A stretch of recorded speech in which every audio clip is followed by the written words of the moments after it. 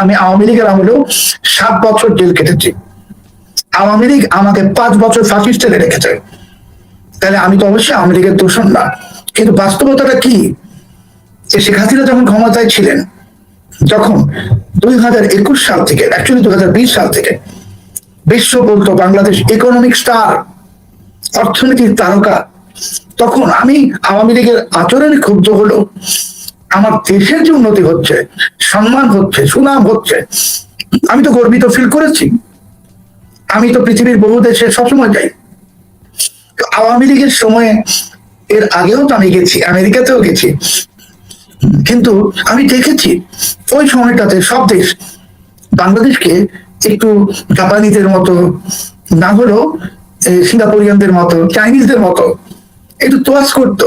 এখন এই যে দুটো বোমা উদ্ধারের যে ঘটনা, সেটাকে ধামাচাপা দিলে দেখুন বাংলাদেশের পাসপোর্টের র্যাঙ্কিং এখন উগান্ডার চেয়েও নিচে নেমে গেছে, দুঃখজনক। আমাদের পাসপোর্টের র্যাঙ্কিং এখন উত্তর কোরিয়ার সমান। আমরা কি আসলে এই বাংলাদেশটাই চাইছিলাম? Yunus close chapter. ইউনুস একটি মৃত ঘোড়া, স্টেট প্যাট্রোনাইজ টেররিজম, রাষ্ট্রীয় মদদে সন্ত্রাস, যেটা পাকিস্তান করে। পাকিস্তান রাষ্ট্রীয় মদদে সন্ত্রাস করে বলেই পাকিস্তানকে সবাই সন্ত্রাসী রাষ্ট্র হিসেবে আখ্যা দেয়। তো আমরা কি সেধে ওই জায়গায় যেতে চাচ্ছি? যে আমি যখন 2003 সালে বলেছিলাম বাংলাদেশে আল হারামাইন ফাউন্ডেশন, এরা আল কায়দা সংশ্লিষ্ট, আর হেরিটেজ ইনস্টিটিউট কুয়েতি, সেটা একই সংশ্লিষ্ট, জঙ্গি সংশ্লিষ্ট। আমাকে কিন্তু ওই সময় 2003 সালে এই কথাগুলো বলার অপরাধে আমার বিরুদ্ধে রাষ্ট্রদ্রোহ, ধর্মদ্রোহ মামলা দিয়ে দেওয়া হলো। এরপর 2003 বিএনপি প্রকাশ্যে বললো যে না, বাংলাদেশে কোনো জঙ্গি নেই। 2024 সালে বাইতুল মোকাররম মসজিদের উত্তর গেটে প্রকাশ্য জনসভায় আমি তখন জেলে, মতিউর রহমান নিজামী, তিনি আমার ফাঁসি দাবি করলেন। গতকাল সংবাদ মাধ্যমে একটি সংবাদ এসেছে বিএনপি তাদের জন্য ঝুঁকিপূর্ণ কর্মকর্তাদের অপসারণ করবে, তাদের বিশ্বস্ত নয় এমন কর্মকর্তাদের অপসারণ করবে। এটি কারা কারা ঝুঁকিপূর্ণ? ইউনূসের নিয়োগপ্রাপ্ত যে বিশাল একটা বাহিনী আছে, ইউনূস মানে কিন্তু চরমপন্থী জামাত বা অন্যরা, তাদের নিয়োগপ্রাপ্ত বাহিনী আছে। এই ঝুঁকিপূর্ণ কি তারা? এবং এই ঝুঁকিপূর্ণতে সর্বোচ্চ সেনাপ্রধান পর্যন্ত আছেন কিনা? দেখুন, আসলে এখন বিএনপি তো আমার দেখার মধ্যে আমি বুঝতেছি যে বিএনপি তো এখনোই মহামহিম ইউনূসের প্রণয়ে হাবুডুবু খাচ্ছে। আর এই সরকারটা, আমি বলেছিলাম আপনাকে যে এটা তো বিএনপি জামাত যুক্ত সরকার, আর সেই বিএনপি জামাত যুক্ত সরকারের অভিভাবক ইউনূস। তো এই অভিভাবক যদি ইউনূস এখন পর্যন্ত কি অভিভাবকের স্থানটা অটল আছে? হ্যাঁ, না হলে ইউনূসের বিরুদ্ধে মামলা হয় না কেন? হ্যাঁ, 1000-এর বিরুদ্ধে বেশি শিশু হত্যার অভিযোগে ইউনূসের বিরুদ্ধে মামলা হয় না কেন? নূরজাহান বেগমের বিরুদ্ধে মামলা হয় না কেন? ইউনূসের লুটেরা বাহিনীর বিরুদ্ধে মামলা হয় না কেন? তবে আমি যেটা বলতে চাইবো, এই যে কেন, আপনি যে কেন প্রশ্নগুলো করছেন, আমাদের কিন্তু উদ্বেগ উৎকণ্ঠা ছাড়ে না। যদি অভিভাবক হয়েই থাকে তাহলে কি বঙ্গভবন দখল করবেন ইউনূস? এই উদ্বেগটা কিন্তু এখনো পর্যন্ত দর্শকের মনে, আমাদের মনে থেকে যায়। দেখুন, ইরানের রেজা শাহ পাহলভি একটা কথা বলেছিলেন, অন্য জিনিস তিনি বলেছিলেন, আমেরিকা যার বন্ধু হয় তারা শত্রুর প্রয়োজন হয় না। আর আমি বিএনপিকে এখন বলবো যে ইউনূস যাদের অভিভাবক হয় তাদের আর শত্রুর প্রয়োজন নাই। আপনারা ভাবছেন আওয়ামী লীগ আপনাদের শত্রু, আপনারা ভাবছেন মুক্ত চিন্তার মানুষরা আপনাদের শত্রু, আপনারা ভাবছেন অসাম্প্রদায়িক মানুষ শক্তি যারা আছে আমরা আপনাদের শত্রু। আমরা আপনাদের শত্রু নই, এরা বাংলাদেশকে ভালোবাসি। আপনাদের শত্রু ইউনূস, যে বাংলাদেশের অস্তিত্বে বিশ্বাস করে না। আর আমি যখন ইউনূস বলছি, ইউনূস মানে পাকিস্তান, ইউনূস মানে জামাত, ইউনূস মানে আরো যারা ৭১ বিরোধী অপশক্তির সবাই। তো একে আপনারা অভিভাবককে আসনে বসিয়ে রেখেছেন। তোমারে বুঝিবে যে গোকুলে বাড়ি শেষে, এই প্রভাবটা আপনাদের মনে করিয়ে দিই। এই ইউনূস এমন বিষধর সাপ, ঠিক আপনাদের মাথায় চোর মারবে যখন মারবে তখন অনেক দেরি হয়ে যাবে। অপসারণের প্রসঙ্গে ছিলাম, অপসারণ করতে চাইছে বিএনপি তাদের আস্থাহীন কর্মকর্তা। জিজ্ঞেস করেছিলাম যে এই আস্থাহীনটা কতদূর পর্যন্ত আছে। ধরুন এই আসলে ভাই এই বক্তব্যটা তো অনেকটা এমন যে অন্ধকার ঘরে সাপ, এখন আপনি সারা ঘরেই সাপ দেখছেন।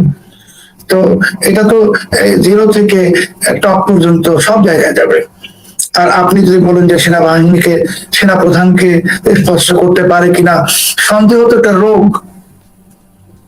এই সন্দেহ রোগে যদি পেয়ে বসে, তাহলে তো তারা কাকে সন্দেহ করবে, কখন করবে, কেন করবে আমরা তো জানি না। আর বিএনপির ঘরের ভিতর তো ইউনুসের লোকেরা বসে আছে, যারা চাইছে বিএনপি সব করুক। তারাই বিএনপিকে দিয়ে এই অপসারণের অজুহাতে এমন কিছু জায়গায় হাত দিয়ে ফেলবে যেখানে হাত দিতে হয় না, হাত দিলে হাত পড়ে যাবে। যেমন বিএনপিকে দিয়ে এখন অব্দি ইউনুস তো ডিজিএফআই এর প্রাক্তন সমস্ত মহাপরিচালকদের বিরুদ্ধে, ডিরেক্টরদের বিরুদ্ধে মামলা দিয়েছে, মানবতা বিরোধী অপরাধের মামলা। পৃথিবীর কোন দেশে গোয়েন্দা সংস্থা, ওই রাষ্ট্রের গোয়েন্দা সংস্থার বিরুদ্ধে এই ধরনের মামলা হয় না? দিয়েছে ইউনুস ঢালাও ভাবে। সেই মামলা তো এখনো কন্টিনিউড হচ্ছে, হচ্ছে না? হচ্ছে তো। তাহলে আপনি দেশের সর্বোচ্চ গোয়েন্দা সংস্থার গায়ে হাত দিয়ে ফেলেছেন। এখন যদি আপনি আরো অন্য কোথাও হাত দেন, আমি অন্য কোথাওটা অন্য কারণেই আর উচ্চারণ করতে পারছি না, এটা বুঝে নিতে হবে। আমার সম্মানিত দর্শকরা বুঝতে পারছেন কি বলতে চাচ্ছি।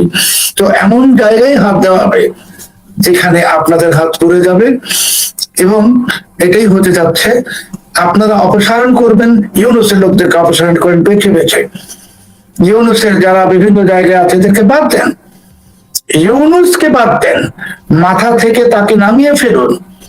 নামিয়ে ফেলে তার অপকর্মের জন্য মামলার প্রক্রিয়া দরজাটা উন্মুক্ত করে দিন। এটা আপনাদের জন্য নিরাপদ, আপনাদের জন্য ভালো, বিএনপিকে বলছি।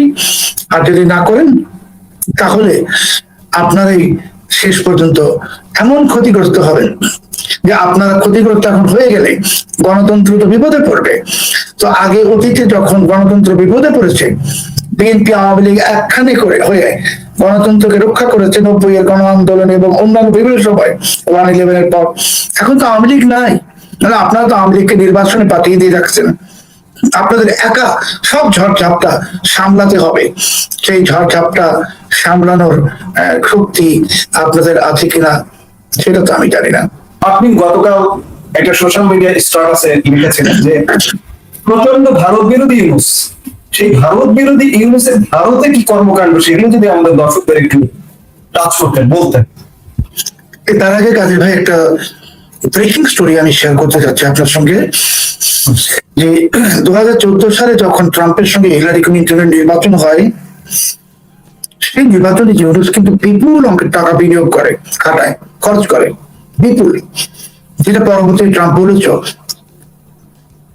তো সাম্প্রতিক সময় ভারতে যে কংগ্রেস জনতা পার্টি বা ছাত্রদের যে আন্দোলন হয়েছে, সেখানে ইউনুস ভারতে যে তার ব্যবসা বাণিজ্য আছে, যে প্রশ্নটা আপনি করেছেন আমি বিস্তারিত উত্তর দিব। সেই ব্যবসা বাণিজ্যের মাধ্যমে সে এসব আন্দোলনেও টাকা খাটিয়েছে কিনা, এটা এরই মাঝে ভারতীয় গোয়েন্দারা খোঁজ নিতে শুরু করেছে। এবার আপনার প্রশ্নের উত্তরে, আমরা তো জানি, মানে আমরা তো দেখেছি যে ইউনুস একজন মহা বিপ্লবী, ভীষণ ভারত বিরোধী, কট্টর পাকিস্তানপন্থী, এবং এটা বলেই ইউনুস অসংখ্য ভারত বিরোধী লোকজনের সমর্থন পেয়েছে। মজার বিষয় হলো 2016 সাল থেকে ভারতে ইউনুস সোশ্যাল বিজনেস ইউএসবি নামের প্রতিষ্ঠানে কর্ণাটকায়, তামিলনাড়ুতে, আরো বিভিন্ন জায়গায় ভারতের শত শত কোটি টাকার ব্যবসা সে করছে, আত্মীয় করছে। এমনকি সে যখন প্রধান উপদেষ্টা ছিল, যখন সে বিপ্লবী কথা বলছিল ভারতের বিরুদ্ধে, উত্তর পূর্ব ভারত দখল করে ফেলবো, এটা করবো, সেটা করবো, তখন দিল্লিতে গ্রামীণ ব্যাংকের দপ্তর খোলার অনুমতি চেয়ে আবেদন করেছে। কি বুঝলেন? এটাই হলো ইউনূস। আমি একটু আগে বলেছি প্রতারক, এখন বলছি ভণ্ড। সে তার নিজের স্বার্থের জন্য, নিজের সুবিধার জন্য কে কাউকে বিভ্রান্ত করতে, উস্কানি দিতে বা তাদেরকে ব্যবহার করতে সে ভীষণ পারঙ্গম। আরেকটা কথা বলে নিতে চাই যে ইউনূসকে আপনি দেখেছেন সে দায়িত্ব ছাড়ার পর ফ্রান্সে গেছে, জার্মানিতে গেছে, নেদারল্যান্ডসে গেছে, ইতালিতে গেছে, আমেরিকাতে কিন্তু যাচ্ছে না। কেন যাচ্ছে না? কেন যাচ্ছে না? বিকজ আমেরিকাতে যে ইউনূসের $multi-billion প্রজেক্ট, $1 বিলিয়ন না, গ্রামীণ আমেরিকা, এটার মাধ্যমে ডেমোক্র্যাটদেরকে কি কি টাকা পয়সা দেয়া হয়েছে, ইউনূস হিলারি ক্লিন্টনকে তার অনুগ্রহ লাভের জন্য কি কি পরিমাণ টাকা অনুদান দিয়েছে ক্লিন্টন ফাউন্ডেশনে। মানে অনুদান মানে এটা তো ঘুষ। হিলারি ক্লিন্টন তো ঘুষ নিয়ে ফেভার করেছেন, এটা তো শুধু ইউনূসের ক্ষেত্রে না, অনেকের ক্ষেত্রে প্রমাণিত। এই সমস্ত কিছু মার্কিন যুক্তরাষ্ট্রের সংশ্লিষ্ট সংস্থা তদন্ত করছে, যার ফলে ইউনূস মার্কিন যুক্তরাষ্ট্রে যাচ্ছে না। আপনি যদি আমাকে প্রশ্ন করেন যে তাহলে তো গেছে, তো 2024 সেপ্টেম্বরেও গেছে, 2025 সেপ্টেম্বর গেছে, এটা আপনি আমাকে হয়তো প্রশ্ন করবেন।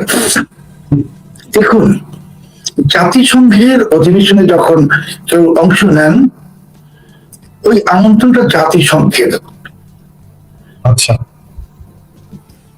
তখন ফিদেল ক্যাস্ট্রোর কথা যদি ধরেন, কিউবার, বা ইদি আমিনের কথা ধরেন, এরা তো মার্কিন যুক্তরাষ্ট্রে নিষিদ্ধ ছিল, এরাও কিন্তু জাতিসংঘের অধিবেশনে অংশগ্রহণ করেছে। আচ্ছা, জাতিসংঘ এমন একটি প্রতিষ্ঠান যে এরা যখন কাউকে ইনভাইট করে বা এদের পাসপোর্ট যদি কেউ ব্যবহার করে, যেমন এখন খলিলুর রহমান করছেন, তখন তারা কিন্তু দায় মুক্তি পাবে। কিন্তু ইউনূসের যে বিষয়টা আপনি অনুগ্রহ করে এবার লক্ষ্য করুন, যে 24-এও গেছে, 25-এও গেছে, সে কিন্তু নিউ ইয়র্ক শহরে ছিল। নিউ ইয়র্ক শহরের বাইরে গেছে কি? তো এটাই হলো কারণ যে সে আসলে ওইখানে গেছে জাতিসংঘের আমন্ত্রণে, এবং নির্দিষ্ট একটি সময় জাতিসংঘের অধিবেশন সমাপ্ত করে সে চলে এসছে। কাজেই এই ইউনূস ভারতে ব্যবসা করছে, আমেরিকায় সে চাপে আছে। আমরা তো ভাবি ইউনূসের হাতের মুঠোর মধ্যেই বুঝি আমেরিকা। আসলে এখন আর ইউনূস বর্জ্য পদার্থে পরিণত হয়েছে আমেরিকার কাছে। আচ্ছা, আমেরিকার কাছে বর্জ্য পদার্থে পরিণত হওয়া মানে সারা পৃথিবীর কাছে এই বর্জ্য পদার্থ, অর্থাৎ ইউনূসের বাতি নিচ্ছে, যে আমাকে আমরা শুরু করেছিলাম। ইউনূসের আমলের বহু বিতর্কিত কর্মকাণ্ডের মধ্যে উগ্রবাদের উত্থান বাংলাদেশে একটি বড় ধরনের উত্থান ছিল, জঙ্গিবাদের উত্থান একটি বড় ধরনের উত্থান ছিল। এই জঙ্গিবাদ উগ্রবাদের মাঝে খুব গুরুত্বপূর্ণ একটি আইইডি উদ্ধার ইউনূসের আমলে হয়েছে। বর্তমান বিএনপি সরকারের 6 মাস চলছে, এই 6 মাসের মধ্যে রাজধানী ঢাকা সহ বিভিন্ন স্থানে এগুলো পাওয়া যাচ্ছে, কিন্তু আমরা গণমাধ্যমে খুব জোরালো ভাবে দেখছি না, সরকারের পক্ষ থেকে খুব জোরালো ভাবে দেখছি না। এগুলোর উৎস কি? এগুলো কোথা থেকে ঘটছে, কেন ঘটছে? এগুলোর পেছনে কি ইউনূসের হাত আছে? কাজে দেখুন, আমি 30 বছরের বেশি সময় ধরে জঙ্গিবাদ এবং সন্ত্রাসবাদ নিয়ে কাজ করি। বিনয়ের সাথে আপনাকে বলতে চাই, বহুবার আমাকে মার্কিন যুক্তরাষ্ট্রে আমন্ত্রণ করা হয়েছে লেকচার দেওয়ার জন্য টাকা দিয়ে, এবং সেসব লেকচারে এফবিআই যে দক্ষিণ এশিয়া ডেস্ক, তারা এসছে আমার কাছ থেকে কিছু জানার জন্য। এবং মার্কিন যুক্তরাষ্ট্র সহ বিশ্বের বিভিন্ন থিঙ্ক ট্যাঙ্ক, যেমন আমেরিকার একটি অত্যন্ত প্রসিদ্ধ থিঙ্ক ট্যাঙ্ক গেইস্টোন ইনস্টিটিউট। গেইস্টোন ইনস্টিটিউটে আমি 2005 সাল থেকে সবসময় লিখি, তো কাজেই আমার হয়তো একটু অভিজ্ঞতা আছে জঙ্গিবাদ এবং সন্ত্রাসবাদ নিয়ে। বাংলাদেশে ইউনূস জামানায় আপনিও জানেন যে প্রথমেই একটি ধোঁয়াতলা হলো ইসকনের বিরুদ্ধে। ইসকন আসলে তো ইসকন না, হিন্দু, এবং ইসকনের উপর ধোঁয়া তুলে হামলা তো হয়েছে, হিন্দুদেরকে হত্যাও করা হয়েছে। এরপর এই যে ধারাবাহিকতা চলছে সামাজিক যোগাযোগ মাধ্যমে, আপনি হতবাক হয়ে দেখবেন যে হিন্দুদেরকে হত্যার হুমকি বা উস্কানি দেওয়া হচ্ছে প্রকাশ্যে। এই যে ধারাবাহিকতায় আপনাকে বোঝায়, গতবার বলেছিলাম আমি যে 2024 সালের 7 সেপ্টেম্বর হামাসের প্রধান খালেদ মিশাল একটি বড় ডেলিগেশন নিয়ে বাংলাদেশে আসে, ইউনূস তাকে আসতে দেয়, এবং ওই সময় পাকিস্তানের লস্করে তৈয়বা, জৈশে মোহাম্মদ সহ অনেকেই আনাগোনা করেছে বাংলাদেশে, ইসলামিক স্টেট এসছে, আর আল কায়দার তো স্থানীয় কাউন্টার পার্ট আনসারুল ইসলাম। এখন আপনি যে ঘটনাটা বললেন যে মেট্রো রেল স্টেশনের জেনারেটর হাউসের সাথে দুটো আইডি পাওয়া গেল, এটা কিন্তু মানে আইডিটা আমার সম্মানিত দর্শকদের যদি একটু ব্যাখ্যা করি, যে এটা খুব উচ্চমানের পাইপ বোমা, পাইপের ভিতর তৈরি করা হয়, এবং এটাতে একটি ইলেকট্রনিক ডিভাইস থাকে যে আপনি একটি নির্দিষ্ট বস্তুকে স্পর্শ করলেই ওই ডিভাইসটা অ্যাক্টিভেট হয়ে যাবে, বোমাটা বিস্ফোরিত হবে। তো পুলিশ কিন্তু বলেছেন যে মেট্রো রেলে যে বোমাগুলো উদ্ধার হয়েছে, এই বোমাগুলোতে যে উপাদান ছিল, প্রতিটি বোমায় শতাধিক লোকের মৃত্যু হতে পারত, শতাধিক। এবং রথযাত্রা, শোয়েব ভাই, রথযাত্রা চলছিল, আমি এই ঘটনাটা ব্যাখ্যা রোমহর্ষক ঘটনা, সে জায়গায় আসছি, আমি সে জায়গায় আসছি। তো শতাধিক লোকের মৃত্যু হতে পারত। এখন শতাধিক লোক তার মৃত্যু স্টেশনের নিচে দিয়ে একসঙ্গে যাতায়াত করে না। রথযাত্রার অনেক আগে থেকে কিছু কট্টরপন্থী লোক উস্কানি দিচ্ছিল, রথযাত্রা রুখে দাও, রথযাত্রা হিন্দুদের কালচার। এর আগে আপনি জানেন যে গাইবান্ধার সেই সনাতন প্রকল্প নিয়েও অনেক ষড়যন্ত্র হয়েছে, রথযাত্রা রুখে দাও। উল্টো রথযাত্রা ছিল ওই দিনটাতে, এবং ওই বোমাগুলো যদি নিষ্ক্রিয় না হতো বা শনাক্ত না হতো, তাহলে উল্টো রথযাত্রার সময় এই বোমাগুলো বিস্ফোরিত হতো। আর উল্টো রথযাত্রায় তো লোকজন আরো বেশি থাকে, সেই ক্ষেত্রে যেটা হতো যে বোমাগুলো রাখা হয়েছে জেনারেটরের পাশে, জেনারেটর হাউসের পাশে। তো বোমাগুলো বিস্ফোরিত হলে সেটার মধ্যে স্প্লিন্টার আছে, সেটা মানুষকে আঘাত করতো। পাশাপাশি ওই জেনারেটর হাউস যে ইস্পাতের যে সমস্ত জিনিস আছে ওইগুলো বিস্ফোরিত হতো, হয়ে ওইটাও স্প্লিন্টারে পরিণত হতো। তাহলে হয়তো 1000 বা তারও বেশি সংখ্যক লোক নিহত হতেন, অসংখ্য লোক আহত হতেন। মানে আমরা এই বাংলায় একটা কথা বলি না যে কারবালা, তো ওই উল্টো রথযাত্রার দিনটাতে কারবালা করার প্ল্যান ছিল। আর এটা যদি করতে তারা পারত, তাহলে বিএনপি সরকার ভয়ঙ্কর বিপদে পড়ে যেত।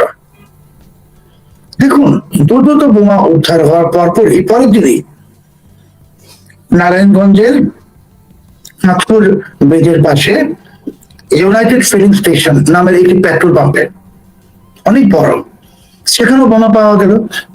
তার আগেরটা বললাম জেনারেটরের সাথে, এবার পেট্রোল পাম্পে বিস্ফোরিত হলে পেট্রোল পাম্পটাও বিস্ফোরিত হতো। তাহলে এটাকে আমরা যদি কাউন্টার টেররিজমের ভাষায় বলি, যে মেজর ইনসিডেন্ট অফ টেরোরিজম, সন্ত্রাসী, বড় ধরনের সন্ত্রাসী ঘটনা, এত বড় ধরনের সন্ত্রাসী ঘটনা দুটো আমরা জানতে পারলাম গণমাধ্যমে। তবে টুরিস্টের জন্য তো প্রচুর সিসি ক্যামেরা আছে, ওই পেট্রোল পাম্পেও আছে, থাকাটাই স্বাভাবিক। তো এরপর কি হলো? কারা রাখলো বোমাটা, কেন রাখলো সেটা পরে, কারা রাখলো এটা শনাক্ত করতে তো নিশ্চিত ভাবেই 1-2 ঘন্টার সময় লাগার কথা না। যে বোমাটা রাখছে সে, তার ছবিটা তো দেখাই যাবে সিসি ক্যামেরায়। আছে। হ্যাঁ, সে যদি মুখোশ পরেও থাকে তাও দেখা যাবে। আর এখন কিন্তু একটি প্রযুক্তি আবিষ্কৃত হয়েছে, যে প্রযুক্তিটা বিভিন্ন দেশ ব্যবহার করে, ইসরায়েলেও ব্যবহার করা হয়, যার মাধ্যমে মুখোশ পরে থাকলেও মুখোশের পেছনের যে চেহারাটা সেটা স্পষ্ট দেখা যায়। আমেরিকাতেও আছে। তা আমরা তো ইসরায়েলের সহযোগিতা নিতে পারবো না, কারণ আমাদের সঙ্গে ইসরায়েলের কোনো অফিসিয়ালি সম্পর্ক নেই, কিন্তু আমরা মার্কিন যুক্তরাষ্ট্রের সহযোগিতা নিতে পারতাম। আমরা এফবিআই কে আমন্ত্রণ জানাতে পারতাম, আসো তদন্ত করো। আমরা ব্রিটেনের MI6 কে আমন্ত্রণ জানাতে পারতাম, তদন্ত করো। তাতে বিএনপি সরকারের ভাবমূর্তিটাও ভালো হতো। কিন্তু যখন ধামা চাপা দিচ্ছে কাদের ভাই, ওই সময়টাতে কিন্তু ঢাকার ওয়েস্টিন হোটেলে অনেকজন মার্কিন কূটনীতিক, মানে কূটনীতিক পাসপোর্টধারী মানেই কূটনীতিক, এবং গোয়েন্দা অফিসার আছেন। তো আপনি যদি আমার কাছ থেকে হয়তো লুকোতে পারবেন, আপনি হয়তো এটা সাজ্জাদ কাদির সাহেবের কাছ থেকে লুকোতে পারবেন, কিন্তু এই সমস্ত লোকদের কাছ থেকে তো লুকোতে পারবেন না। আর ঢাকায় যে পশ্চিমা দূতাবাস গুলো আছে তারা তো মনিটরিং করছে, সিঙ্গাপুর এমবেসি আছে মনিটরিং করছে। তো আমরা যদি এটাতে লুকাতে চাই, তাহলে আমি একটু আগে যেটা বললাম যে it was major case of terrorism. এখন আমরা যদি লুকোই, রাষ্ট্রযন্ত্র যদি এটাকে লুকায়, তাহলে এটার ইন্টারপ্রিটেশনটা ভিন্ন হয়ে যাবে। স্টেট প্যাট্রোনাইজ টেরোরিজম, রাষ্ট্রীয় মদদে সন্ত্রাস, যেটা পাকিস্তান করে। পাকিস্তান রাষ্ট্রীয় মদদে সন্ত্রাস করে বলেই পাকিস্তানকে সবাই সন্ত্রাসী রাষ্ট্র হিসেবে আখ্যা দেয়। তো আমরা কি সেধে ওই জায়গায় যেতে চাচ্ছি? আপনাকে সেই পথে কি না প্রশ্ন আসছে স্বাভাবিকভাবে। আমি আমার প্রশ্ন সবার কাছে যে আমরা কি ওই পথে হাঁটতে চাচ্ছি? না চাইলে বিএনপি সরকার তো একটি অতীত অভিজ্ঞতা আছে, যে আমি যখন 2003 সালে বলেছিলাম বাংলাদেশে আল হারামাইন ফাউন্ডেশন এরা আল কায়দা সংশ্লিষ্ট, আর হেরিটেজ ইনস্টিটিউট কুয়েতি সেটা একই সংশ্লিষ্ট, জঙ্গি সংশ্লিষ্ট। আমাকে কিন্তু ওই সময় 2003 সালে এই কথাগুলো বলার অপরাধে আমার বিরুদ্ধে রাষ্ট্রদ্রোহ, ধর্মদ্রোহ মামলা দিয়ে দেওয়া হলো। এরপর 2003 বিএনপি প্রকাশ্যে বলল যে না, বাংলাদেশে কোনো জঙ্গি নেই। 2024 সালে বাইতুল মোকাররম মসজিদের উত্তর গেটে প্রকাশ্য জনসভায় আমি তখন জেলে, মতিউর রহমান নিজামী তিনি আমার ফাঁসি দাবি করলেন প্রকাশ্যে। কিন্তু 2005 সালে যখন বাংলাদেশে সারা দেশে একটি জেলা বাদে বোমা বিস্ফোরিত হলো, তখন তো বিএনপি জঙ্গিবাদের বিরুদ্ধে অ্যাকশনে গেল। তাহলে আপনি 2001 থেকে 2005 অস্বীকার করলো, অস্বীকার করার পরিণতিতে জঙ্গি উত্থান হলো দেখা গেল।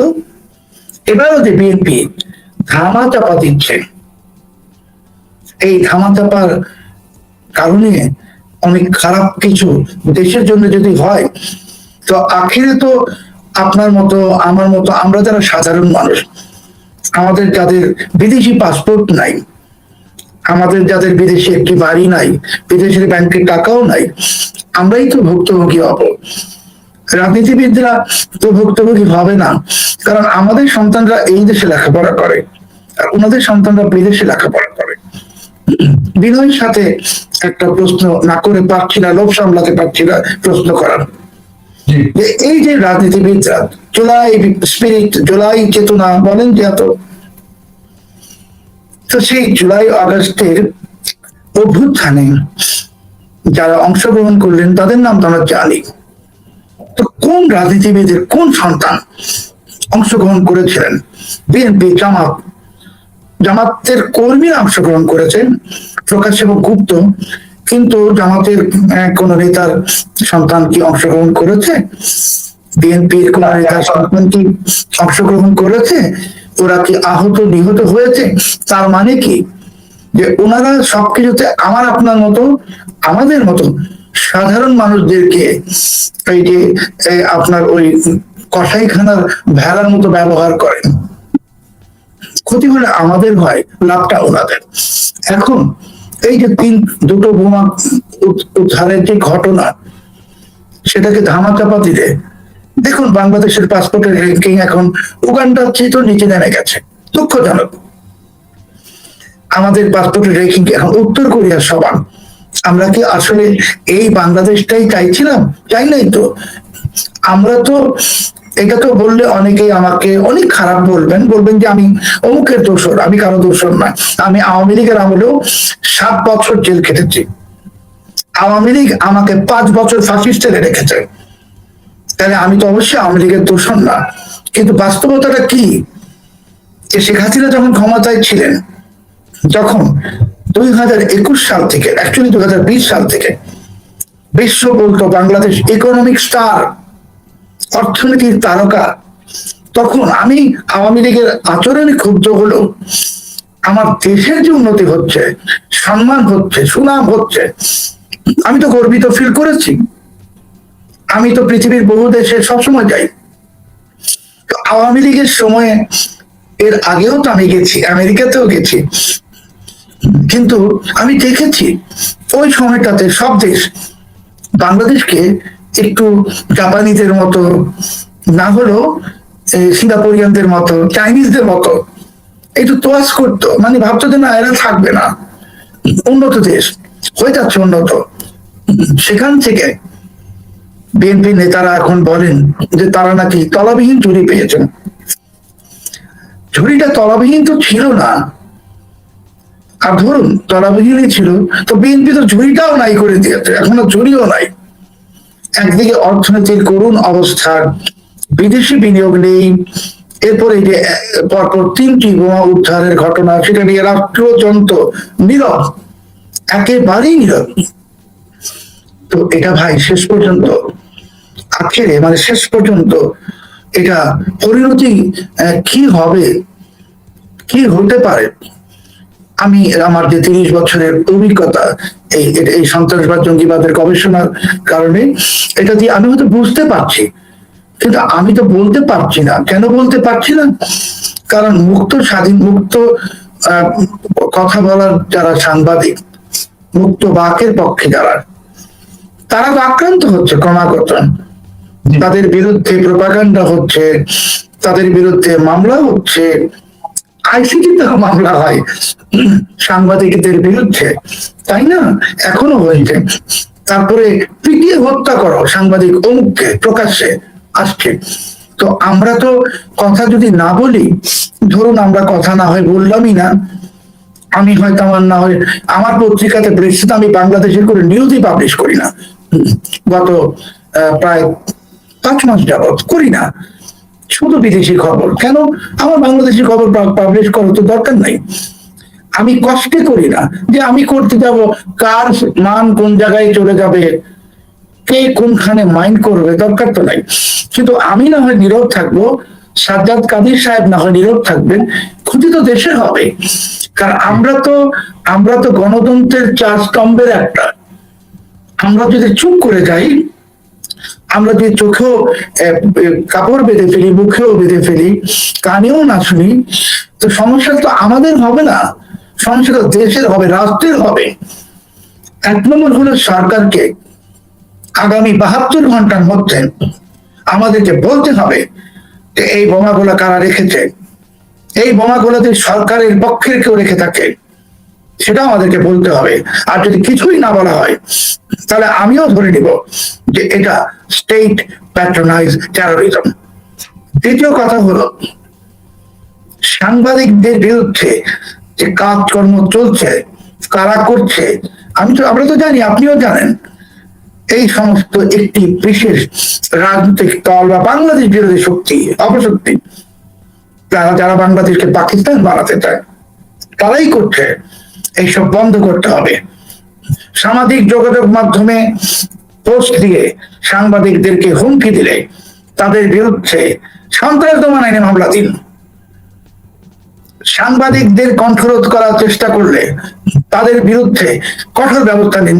সরকারের কোন কর্মকর্তা, আমলাও যদি এটা করেন, চাকরিচ্যুত করে দিন। সাংবাদিক যদি না বাঁচাতে পারেন, মুক্ত বাক যদি আপনি গ্যারান্টিড করতে না পারেন, নিশ্চয়তা না দিতে পারেন, গণতন্ত্রও থাকবে না, বাংলাদেশও থাকবে না। আজকে না হয় আওয়ামী লীগকে ব্যান করেছেন, কালকে বিএনপি ব্যান হবে।